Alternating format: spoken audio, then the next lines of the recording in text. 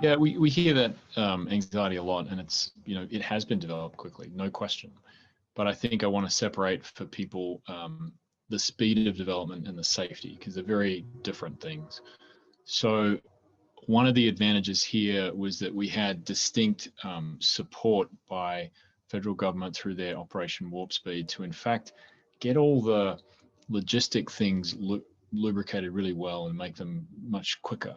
So, for example, we were already being able to build manufacturing facilities before we had the completion of the trials in readiness for positive data that was hopefully coming.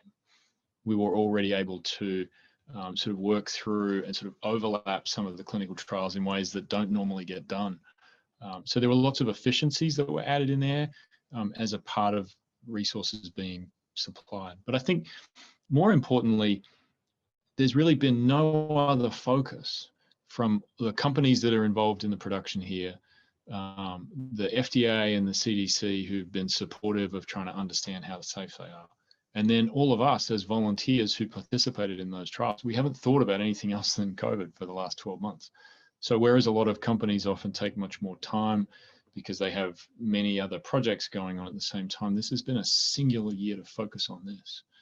And so actually, when you look at the safety data, what you see is that, in fact, there've been many more people incorporated into the phase 3 trials of both the Moderna and the Pfizer vaccine than we would typically get in a random vaccine that comes to market.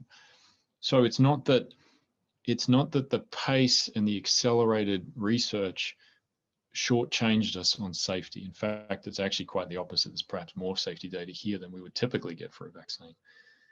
I think the other thing there, though, that's important to be honest about is that we don't understand the durability yet. I don't know how long these vaccines last.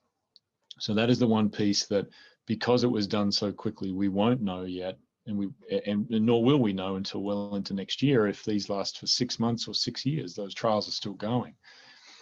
But I don't think that should sway people, because if you know the safety data and you have no reason to be concerned that there's late side effects, because there's not typically in these vaccines at all, the length of time that they last is far less relevant, because the pandemic is here now. I actually need protection to people in the general community today.